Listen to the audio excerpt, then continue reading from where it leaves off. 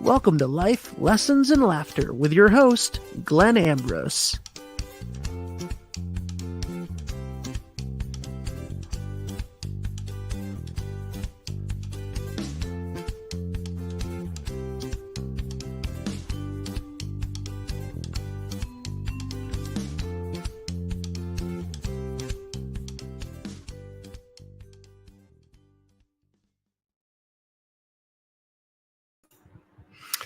Hello, everybody. Welcome to the show. So today I have a special guest, the most special guest, my son, Matteo Ambrose.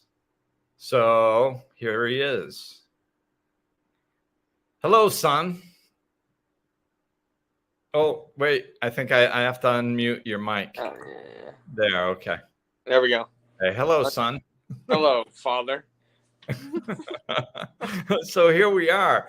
So now everybody that's been listening to my show, I don't know who's going to listen to this and who's going to watch this, but who's been listening to my show for the last 8 years or something has basically heard about you a lot. Yeah. I mean, so like they're familiar with you. So I think this is actually going to be a real treat for them. But yeah, you decided you wanted to come on the podcast, and I was like, hell yeah. So I'm psyched. So right now I'm in the Dominican Republic. You stayed in Florida. Yep. And so that's where you are, living with our friend Brian and working. So I guess we're gonna see where it goes. Who knows what we're gonna talk about? But to start, we're going to kind of talk about, the biggest probably transition, quite possibly the biggest transition for anybody in their life. But, it was kind of recent for you. You're 21, almost 22. So your transition from going from being a kid to a man, going from a kid to an adult, from a boy to a man, that's a big transition that everybody has to go through. Girls become women. It's going from that kid to adult. So it's trying to figure out who you are. And what was that like for you? I mean, honestly, I don't have it all together now. I'm still slowly figuring out things about myself every day. I mean, it's constant learning in every situation. But I would say I just really like being a man is just like taking care of my responsibilities. And like now I have those responsibilities, being older, having a car, having a job, not being able to just go anywhere, do anything I want because of those responsibilities. And like just based off of that, and those responsibilities, I'm slowly becoming a man over time. With my work, I mean, even the guys at work, they'll be saying like, dude, you're starting to, like, we can see it changing. Because like when I started, you're just a kid, you don't know anything going on. It's just it hits at once. It's a lot to deal with, a lot to learn. And then you almost feel alone. I mean, and there's a lot of people out there. I mean, my dad, you guys listen to him all the time. I talk to him once a week. I mean, he's always been there for me. But like, it's just I don't believe he understands in a way everything. So I feel like I'm alone and I want to do it alone because I want to be that man. And you don't always have to go through it alone, is what I'm trying to get at. You can, there's so many people out there that care about you and love you, and you can accept help when it's needed and necessary. Yeah, and that's a good point. And it's, that's perfect because, I think the big points that you just said is that, sometimes you feel alone, but there is support. And also that, becoming an adult, you do need to do it yourself. There's a lot of stuff that you do need to do yourself. Like, I can support you and other people that love you can support you. But at the end of the day, the doing of it has to be you. And a lot of people resist that, but you want it to be you, because what's the alternative? Like the alternative is not that this is possible, but the alternative is for somebody to do it with you or for you. And that's kind of impossible anyway. But even if it was possible, you wouldn't grow, you wouldn't learn, you wouldn't become the person that you're trying to become if other people were doing it for you. So yeah, it's about that doing. Yeah. But I will say, like, coming out of high school, we moved here, like June, July of 2018? I think so. It was, I graduated right after your junior year, right before your senior year. Yeah. And then we moved to Florida, which was crazy. I mean, all my boys, all my friends in Rhode Island, everybody I knew, everybody I grew up with, a lot of my family, and just moved to Florida. We came here for vacation for a few times. We came here like once a week or for a week, like once a year, or maybe every other year.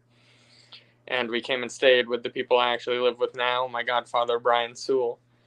And it was such an eye opener going somewhere else, not being stuck in Little Rhode Island. I mean, I love the small town vibes. I love being able to go bike to the soccer fields, hang out with the buddies. But it's cool to see how much else this world has to offer. Like, there's so much more than just your little small town, staying at home all the time. I mean, just hanging out with the same people, doing the same stuff. Like, there's so much more to life, Yeah. But, yeah. That was a big transition for you, going from, because it's not only leaving everything that and going to someplace completely different, but like your move was so dramatic because it's, like I grew up in a small town in Massachusetts. You grew up in a small town in Rhode Island. And those two states, as well as other states, but those two states are very similar. Yeah. They're all small towns and everybody knows everybody. And then you move down to Florida and it's the complete opposite. The towns are gigantic. I mean, they had your school had 4 times more kids. Yeah, in Rhode Island, it was like 800 students. And my senior year here, there was like 2,400, I believe. Yeah, and that's just one school. Yeah. And it was 3 other schools in your city? Oh, yeah. Maybe 4? Maybe like 6. Yeah. So, I mean, the city that you moved to, the school that you went to, it just the size of it and the amount of people is just completely different, And it's a transient state where, Rhode Island, everybody in a small town. Florida, half the people move there. So they didn't grow up there. So they don't know everybody. Plus, you don't know everybody. Plus, even if you did live there with that amount of kids, you can't possibly know everybody. So nobody knows everybody. So it just changes the dynamic. It's a different perspective. It's a different way of looking at things. I don't know. It's just how I grew up. It's just, I would go next door and go hang out with the kids when we were living at the duplex. I'd go hang out with Danny. We'd ride to Fish Hill, go play soccer for hours, me, Cafaro, all the boys. And then we'd ride back, and it's just like, now I can go for a bike ride for an hour, and I'm like, okay, I'm still in Bradenton. Right. Yeah. And it's so weird.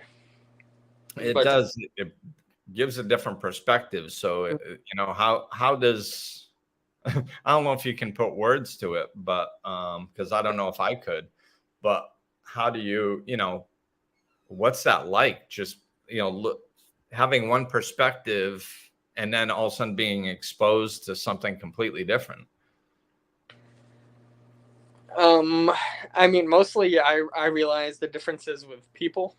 In Rhode Island, everybody, you could talk to anybody. Like my dad was saying, we knew everybody. So it was just, you never felt uncomfortable.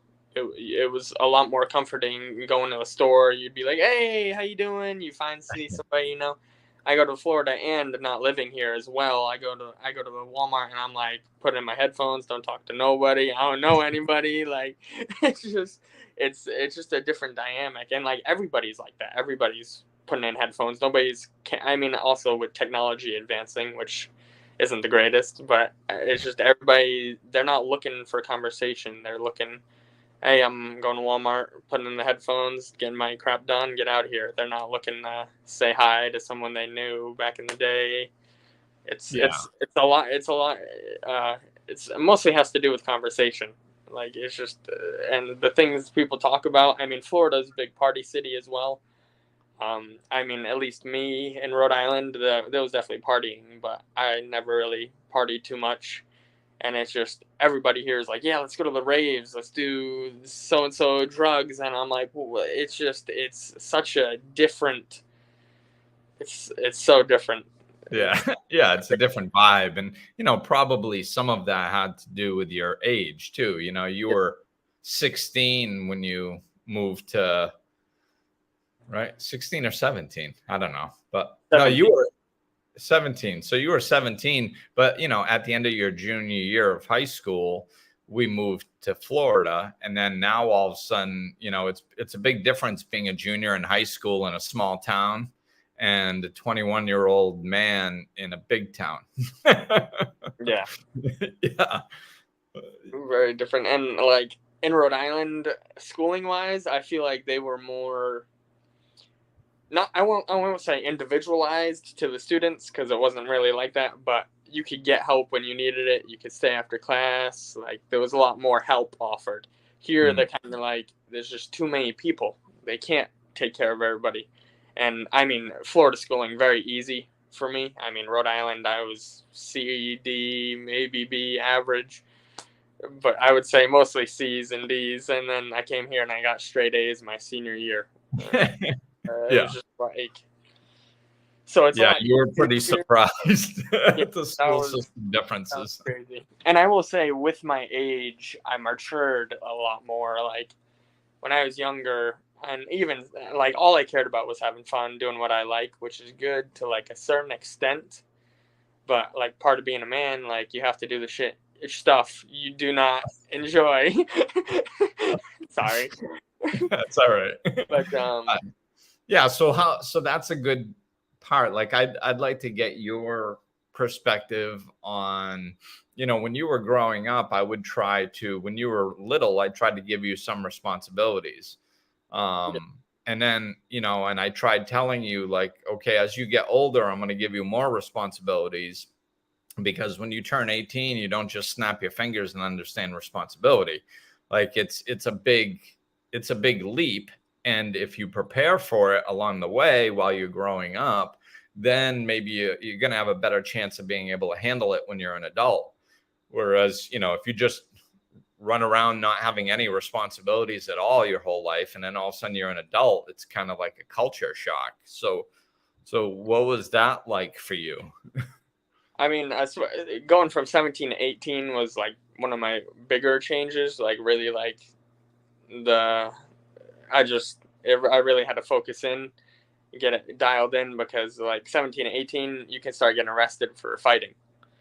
And like, I don't want to go to jail personally. And it's just like, okay, so now I can't just go and like me and my buddies can't just beat the crap out of each other like on the street. We can't. I mean, I don't know why we did that in the beginning, but it's just things change, and then you become 18 and you start driving, and you have to you're driving, and like me personally, I didn't get my license till 19, I believe, because I was terrified of driving for the longest time. Yeah, and you told me you weren't, which but yeah, it's so yeah, when you get to that, you start getting that real responsibility, and it is a bit of a culture shock. Yeah, and it's just like back to the jail thing, you just kind of have to watch yourself, because now comes consequences as well. When you're a kid, you steal a cookie out the cookie jar, oh no, you're grounded for a week. But like you don't get grounded anymore. Like, you don't get locked in your room for an hour or two. You don't get your phone taken away. So you're like, yeah, I can do anything. And then you, like I said, you go to a bar and you punch some guy, and then now you're getting arrested, and you're like, wait a minute, I was just last year. I mean, me and my friends fought all the time. I didn't know that was a thing. You get arrested for fighting, and schools don't teach that type of stuff, and it's just a lot you have to learn by yourself through experience. And you start taking things a little more seriously because the consequences are more serious, and that's if you do it right. You know, like, I mean, a lot of people don't do it right, and they don't learn like that. So, like, I mean, you know, one perspective is looking at this going, wow, this is a big difference. Wow, this is really hard. You kind of have to focus and do that, which is true to some extent. But but this is a sign. This is what growing up looks like, I think. Like, if you do it right. You know, like, I didn't always do it right. So when I was younger, when I was supposed to be learning the stuff that you're talking about, I didn't learn that stuff, you know? So I did end up getting arrested, and I did end up getting in trouble because I wasn't learning the stuff that you just said that we need to learn, you know? So your perspective shifted, and you learn this stuff through awareness. You're like, you didn't get arrested to learn that you can get arrested. You knew that you could get arrested. So you were like, okay, I can get arrested now, and I could be in lots of trouble. Like, so I better not do that. And that's the right way to do it. You know, that's the proper way to grow, is be aware of the consequences and then choose not to do something that's going to put you in a position where you're suffering. You know, that's effective growing. Is it easy? No, but it's a hell of a lot easier than the other way, than the way I tried it. Yeah. And I will say another thing, like, when I was really young, like elementary school, early elementary school, a little bit of middle school, and then early high school, like my freshman year, like, especially elementary school, I mean, I never got to see the light of recess because I was always locked up in the principal's office because I was doing something. Like, and I do blame that a lot on my ADHD, but I also didn't understand consequences. So I would throw rocks at the yard aides. I mean, like, really idiotic stuff. And then, like, so I learned at a young age that if I go and get in a fight with this kid, I'm going to get locked up in this office.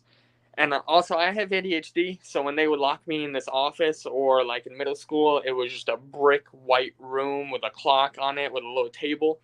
I'm sitting there losing my mind, just like going crazy, sitting there. I'm like, what can I do? Oh my God. It's just, it was driving me crazy. And I'm like, I never want to be stuck. I never want to be locked up. I never want to be. So I like, that all taught me from a young age, which I don't think that stuff is necessary to teach me that. Like, I think I definitely went a little overboard, but yeah, I mean, I'm grateful for it, and it's taught me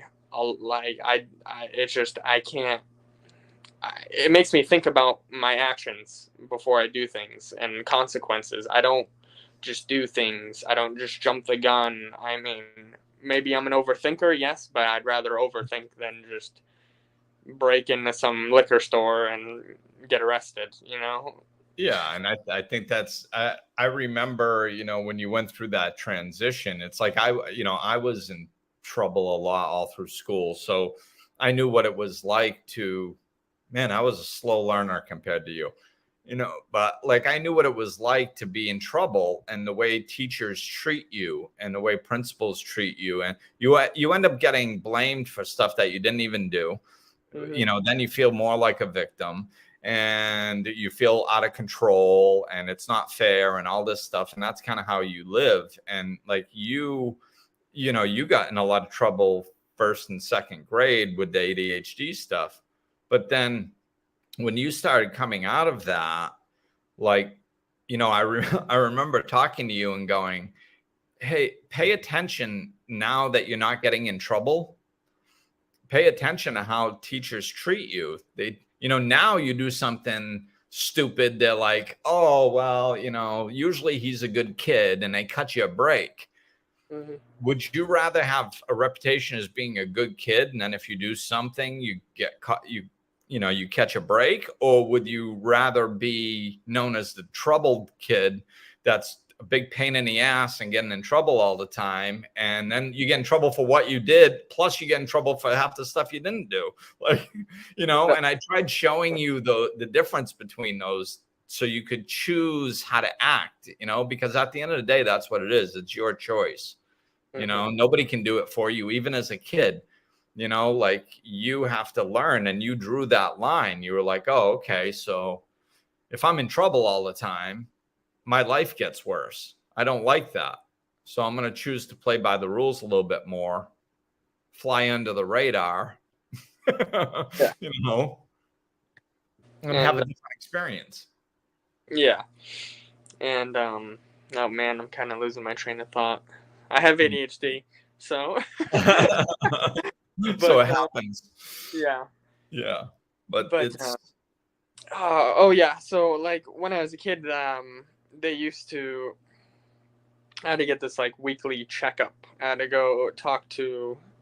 I think she was like a special ed teacher. She helped with the handicapped kids and everything, and I would have to go to her and. She had this little paper and it had smiley faces on it. It's a little hard to remember, but I would have to go in every morning and then every day after school, and I would have to like sit down with her for like 10-20 minutes, talk to her about how my day was and everything, and then she would sign me off depending on how I did that day. And I like right around that time, like, so first I gotta say this first because this is what I meant to say before. So first grade, I got like 200 plus write-ups. I mean, if there was a world record, I beat it. Yeah. And then the second grade, very similar. I mean, it's basically the same thing, constantly in trouble, getting like 2 write-ups a day. It was crazy. And then like third grade, when I started doing the smiley face thing, it like really opened my eyes because I'm like, okay, now other people are having to do extra for me. I don't want to be a burden to anybody. And she's like having to do all this paperwork, having to sit here and talk to me. I don't want to talk to her. She probably doesn't want to sit here talking to me. Like, I want to get out of here, go home. I don't want to sit here for 20 minutes and I have to take a later bus, so I get home a little later. Like, it was a pain in the butt. So like third grade, I couldn't tell you the exact number, but I would say I got like 20 to 50 write-ups in third grade. And then fourth grade, I got, I believe, 7. And then fifth grade, I think I got 5. And then, like, so I started cleaning up my act because I was always like, Matteo, stop this. Matteo, stop that. Matteo, stop this. And it was just constant hearing my name and constant getting yelled at. And it's just, I don't want to live like that. That was the thing, when we were going to the therapist to try to figure out what to do with the ADHD and stuff. And I wanted to stay, like I have ADHD. So like I kind of got used to dealing with it through life. And I wanted to try to do, natural approaches like food and behavioral stuff and all this stuff. I didn't want to do like medication. And so I was kind of like trying to work with the school, and the school wasn't really, they weren't that helpful. And so I was like, finally, I was talking to a therapist one day, and she said, she looked at me and she goes, do you have any idea how many times Matteo hears his name a day? And I just right then I flashed through my childhood and I went, oh my God, yes, I do. I know exactly how many times Matteo hears his name in a day, because that's how I was. I grew up like that. I grew up in 12 years of school going, Glenn, stop it. Glenn, turn around. Glenn, stop entertaining the class. Glenn, stop talking. Glenn, for 12 years. And I mean, I wonder why I turned to alcoholism by the time I was in high school. It's like, because it's a major blow on your self-esteem when you hear your name in a negative context 100 times a day. Yes. So when she said that, the light bulb went off and I went, oh my God, like, yes, we have to do whatever it takes to stop him from experiencing what I experienced. And if that's medication, then so be it. And, and that was, so, and we started with the medication and that really helped because, I think, and, I wonder what your perspective was, but I think we found the right medication where you were able to control yourself better in school, but it didn't turn, you were still high energy. It didn't turn you into a zombie or anything. Yeah. So, on the topic of medication, like, definitely super helpful, and I'm glad I got it when I was younger. I definitely think you guys hit the right dosage amount because, like you said, I would still have the energy like afterwards.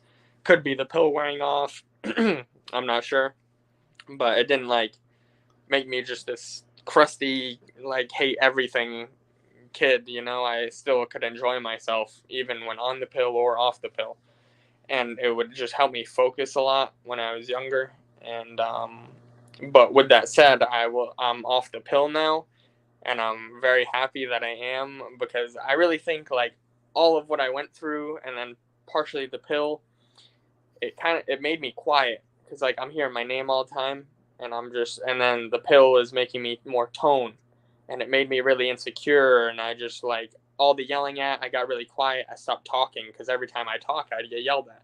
So I would stop talking. I'd stop doing things. I'd just sit there and look at block out everybody. I mean, I should have had way more friends when I was younger than I did. I mean, all my friends were on the soccer team. I never really made friends so much in class and everything because I was just too worried about everything. Like, oh, will I do something wrong or this? But honestly, I don't think I would have gotten through school without the medication. So the medication helped me a lot through schooling. But now that I'm off of it, I'm so glad I was on it in school, but I am so glad I am not on it now. Yeah. Because one, I'm getting older, I'm getting more tired. I'm a plumber, so my body's starting to get some aches and pains and everything, and I'm losing the energy slightly. So now, like that, I'm off the pill. I love it because I still feel pretty high energy. I can do anything whenever I want. But and I'm actually going to college for plumbing right now, and I'm not taking the pill, which this year I will say plumbing school is a lot different than most schooling. The first year is just like safety stuff, and I've already been doing plumbing for 3 years, so I pretty much know everything they're teaching me. So I'm taking this first year out of 4 years, and I'm using it as a learning experience. The schooling, woohoo, plumbing, getting my master's, but you can take your master's test without going to school. So I'm only really doing this to see how I would react without my medication, to see if I could study, to see if I could perform under pressure, when I was a kid, I used to have to ask for special permission to put in headphones and go sit in the corner of class on tests. Because anybody tapping their pencil, oh my God, I lose my mind. Yeah. Oh, any noise, someone breathing. I felt like Superman when he first started getting all his senses. Like it was Yeah. crazy. And then now that I'm older, I'm like, I haven't had a test yet in plumbing school. I just started recently, but I just made a whole Quizlet, and it's a whole study thing. And I've been studying all these terms for my plumbing test, and I could tell you any term and the definition right now. And like I said, I haven't been on my pill since. Did I take it my senior year of high school? I don't believe I did. No, I definitely did. Not well, it was sporadic. I think you took it sometimes, just like when you wanted to or something. Yeah, maybe. But that's a big deal. That's a big deal, understanding that you can actually retain knowledge, and especially when it's up to you. It's like that was one thing I don't know if you remember, but when you first got on the pill, I didn't want you to think that there was something wrong with you. it's, and and I some people don't like my approach, which I don't really care. I'm fine with that. But like I tried to speak my truth to you. And I think that there's something wrong with society. I think there's lots of things wrong with society. And I think the school system is one of those problems. It's just, so I told you when you got on that thing, there's nothing wrong with you. There's something wrong with society taking children at their highest energy level age and sitting them at a desk for 6-8 hours a day. Like that's just unnatural. It's so if you would have been born to a Native American tribe, 500 years ago, you probably would have been, the best warrior, the best hunter, because, you can run fast and you've got great eyesight and you're high energy and you're intelligent, and you might have become the chief of the tribe, So it's just, there's nothing wrong with you. You just have your special abilities, and all the things that you're good at are, it doesn't fit into society's standards as to, what they expect from children. And me being similar to you, I could see that, as I get older. I look back on school and I'm like, well, no wonder why I struggled so much. I mean, I don't fit into school, So do you remember any of that? Me talking to you about that or anything? Yeah. I can't think of anything off the top of my head, but I know we've had that conversation multiple times, that we're very similar in everything. Yeah. So, I mean, so I think that, until there's, and living over here in the DR now, I see different school options. Like they have alternative schools over here that I've seen a little bit of. And I'm like, oh my God, that must be awesome. And some kids can do well, in a regular school system that, that suits them, but it's just not for everybody. And high energy, ADHD, it's just, it's a tough, it's a tough racket, man. And so if you are in it, like the medication helped during that time. So, it's good. If we had my choice, I would have probably put you in some sort of alternative schooling, and then maybe maybe you wouldn't have needed the medication, whatever. But we did what we needed to do, and you came out the other side. And now you're in a school environment, and you were sending me videos of all the plumbing stuff you learned and doing the quizzes. And I was like, yeah, you weren't even reading the full question before you were getting the answer. And that was only my third time through. Oh my God. It was like, so what's cool now is like, I see all the things, like I always knew you were capable, and I always knew you were intelligent. And there's a lot of other kids and parents out there that kids may be questioning it, parents knowing it about their kids, but growing up is a journey, man. And, now that you're a man, and, you've come to grips, you come to an understanding of how capable and how intelligent you are just through working as a plumber, as well as being able to retain all this knowledge for school. It's like, now you know what I've always known, which is exciting, because I can see you standing in it, and how your confidence is rising and all that stuff. So what's that like? What's that like? Like opening up to like, holy crap, man, this thing called life that I was kind of scared about, and I didn't know how to navigate, and childhood was all over the place and weird and wild. Now I'm a man, and like, I got this. Well, oh man, I had something good. Oh geez. Oh, it was good. It'll come back. Yeah. What was the last thing you said? What's it like just being, knowing that you got this, knowing that you're a man and you actually are capable and intelligent, and you got this, you can do this adulting thing really well. I mean, I always hated being an adult. I was like, oh my gosh, when I turn 18, my life is over. It's going to be horrible. Like, life is going to suck. I'm going to off myself at 20, 25, 30 just because I don't want to live a whole life of just the stuff I see around. I mean, my friends' parents working jobs they hate, all that stuff. And I didn't want that life.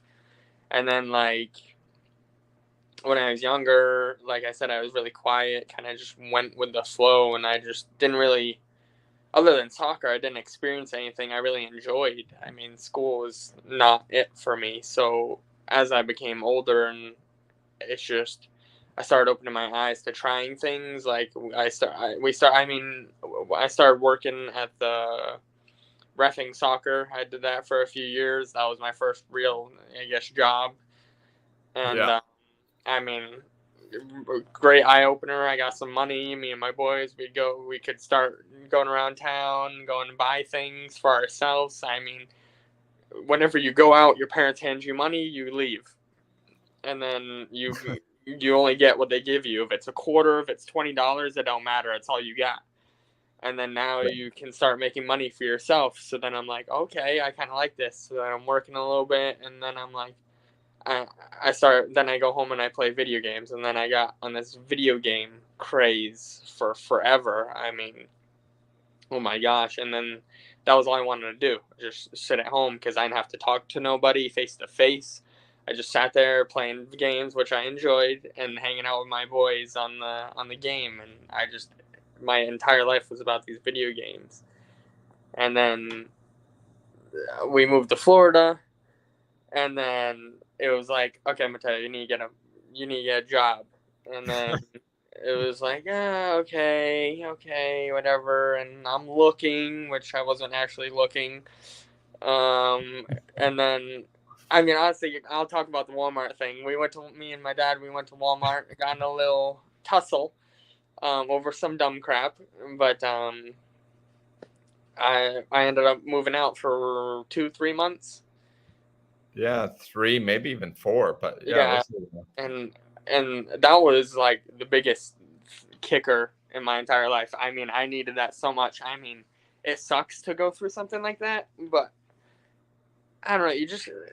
I guess you just have to know that not everybody's trying to screw you, not trying to hurt you. You know, they're trying to do what's best for you. And when they're trying to do what's best for you and you're just sitting there on your ass playing video games, I mean, it's difficult. It's difficult to be like, yeah, this kid's going places. Yes, this is my son, you know? You can't be proud of that in a way. And it's just, we got in that fight, and then I got kicked out, and I'm like, I'm on my own. I'm homeless right now. Like, that's how I look at it. Like, I mean, yes, I'm living at a friend's house, but I'm not staying here for forever. Like, I'll be here for a week, then I'm homeless. I don't have a car. I don't have a license. I don't have any identification. I have barely any money. Like, I have nothing. So within, like, the first month, got a job, started working plumbing for my godfather. Then I'm pretty sure I got a debit card or a credit card. No, I got a debit card because the credit card was in 21. So I got a debit card, which was a huge deal for me because I was like, I can pay for my own crap now, you know? And it's not cash. It's a little above cash. You feel more accomplished because you're like, hey, I passed. I got a little card. And then I got my car after a few months of working, and it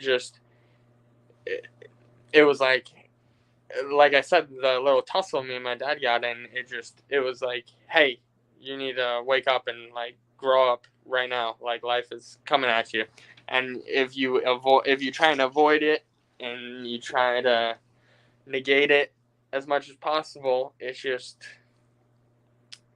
you're not gonna have a good life. I mean, it's all about the flow. You just kind of gotta roll with the punches, let it happen. There's always light on the other side of the tunnel. You can't just sit there and ignore everything and ignore your responsibilities and be 50 years old living in the basement of your parents. I mean, if that's what you want to do, if you want to take care of your parents, don't get me wrong, do it. But I don't want to live a life like that. I want to be able to go travel, go see the world, to go hiking. I mean, I want more for myself than just sitting at home doing nothing. And with that comes responsibilities, because how do you get around? How do you go see the world? You got to pay for flights, you got to drive, you got to work for the money, you got to be able to feed yourself, you got to take care of your health, you got to see a doctor. And it's just over, I would say, from 17 to now 21, it's just like a lot gets shoved on your plate, and it's really quick. It's a lot to deal with at the time, but once you deal with it, you feel like you get more confidence. Like I said, I was always very quiet, and now I'm like, when I go to parties, I'm like, I'm in my own element. Like, I'm having a good time no matter what the hell is going on. I don't need to be there with other people. I am jamming out to the music, enjoying myself at all times. I'm not like worrying about the responsibilities I didn't take care of, worrying about, oh my gosh, is my car going to make it home? Oh my gosh, do I have a home to go back to? Oh my gosh, do I have a job so I can pay for this liquor that I just got for this party? It's just, it does, and I'm speaking all of this. I'm not a big partier, but I'm just trying to tie it in to make it relatable. Yeah, and that's it. And it's, I think a big part of that is what you touched on. It's like how you feel, because there's this fear, there's this natural fear about becoming an adult. Like, can I handle it? Can I do it? Wow, it's a lot. It's a big difference and all this stuff. But once you stop resisting it, like you said, and you start leaning into it, you start finding out that you can do it and you are capable. And, and I mean, I've seen dramatic changes in you, but I think also most kids out there, you can do it. You can get a job. You can save some money. You can get a debit card. 99% of the people out there can do this, Mm-hmm. I think you're doing it at a very high level and you're learning very fast, which is wonderful, but you can do it. And then once you start doing these things, that's where the confidence comes from. And you start, you have to start doing these things so you start feeling better about yourself, because you can't sit around playing video games in your parents' cellar for 10 years and feel good about yourself, because you're not doing anything. Not because there's something wrong with video games. It's because you're literally not doing anything with your life. And that's where the joy comes from. That's where I think that's what's hard for kids to understand. I think, I know I didn't understand it. But it's like that responsibility level. We think, oh no, it's going to suck being an adult. It's going to suck having all these responsibilities. Oh, it's going to suck. It's like, yeah, but what's the other side of that? I'm going to feel really capable. I can do whatever I want with my life. I can, it gives me the freedom so I can hop in my car and just cruise until 4:00 in the morning for no apparent reason, listening to music. I can just do that because I want. And, and then when you get your own place, it's like, wow, I'm standing in my kitchen at 2:00 in the morning, making popcorn in my kitchen. And it's my popcorn, there's something special about that. There's something that makes you feel good about yourself, that you're participating in the unfoldment of your own life. That makes us feel good. That's where joy comes from, so it's cool to see you doing that. And, that's the thing that I think it might be hard for kids to understand, but if we kind of throw it out there, maybe they'll understand it better, that actually participating in your own life and becoming responsible and doing whatever the hell you want is actually pretty empowering and fun. Yeah. Well, and I mean, a lot of the jobs today are like the 9 to 5, and I personally work basically a 9 to 5. I mean, usually 8 to 4. I mean, there's no guaranteed hours. Being a plumber, I'm on call and everything. But I work like a trades job, a normal blue collar job, being a plumber, and most people are like, oh my god, I would never, and they go to McDonald's and work at McDonald's for a couple of years, and it's just out. Me personally, I'm out here. I want to learn as much as I can now that I'm older. Like when I was a kid, I did not care to learn anything. You can Google everything. I mean, Google kind of, computers, technology ruined a lot because everything is one click away. I have a question, I can look it up, and getting to know a lot of my other buddies that are around my age or a little bit older. I ask them a question, they can give me an answer, and it's just they know, and I'm like, wow, he is a mature adult. He knows how to get in contact with a PCP, a doctor, and it's like I didn't know how to do that when I was 17, 18, and it's just I kind of losing my train of thought, but. Yeah. No, that's it. It's becoming more and more capable of just handling that stuff, and it's like you said, just knowing how to get in touch with a primary care doctor. Like you, it's tough to look at. It's a good example because it's tough to look at a kid and say, hey, once you know this, you're gonna feel good about yourself. The kid's gonna be like, what? That's ridiculous, but then when you start doing it and it's for you and it's for your life and you benefit from it, all of a sudden it's like, yeah, I can do this stuff. A lot of the stuff that you've done, it's people 40, 50 years old still struggle with. Yeah. And you're finding the value in learning how to do it for yourself. That's what I think is so cool. That's, I think, what is really becoming an adult is seeing that it feels good to be able to do stuff for yourself, Yeah. Like when I was a kid, I always would look to you, and I'm like, hey, can you make me a sandwich? Hey, can you do this for me? And then it was like, you start having me do the chores, and the chores is the best thing. I mean, absolutely despised it, hate it now. I hate doing chores. But it's a low level of responsibility of something to learn to teach you. Like when you get older, like now I clean my room and I enjoy it because I'm blasting music, having a good time. My room's clean and I'm like, oh, looking around here, yeah, it looks good. I can't wait to have somebody over. Like when you're a kid, nobody really cared so much, I guess. I mean, my boy Danny would come over in his place, his basement. I mean, oh my god, his couch gave me pink eye one time. It was so bad, and like it was just that was like Kids Central, man. All the kids played down there. That place, that was worse than Chuck E. Cheese. That damn couch. but it was just as much fun. Oh yeah, so many good times. Oh my god. Yeah, I just saw the video of you guys riding the lawnmower when you guys would hop. Somebody was driving one of the kids was driving a lawnmower, and then you had like some tarp attached to it, and they were dragging you around the yard. Yeah, that was fun. I remember that. We were trying to stand on it, and we couldn't. Yeah, that was awesome. We'd be playing manhunt around the neighborhood. I mean, oh my gosh, it was so cool, the stuff we would do.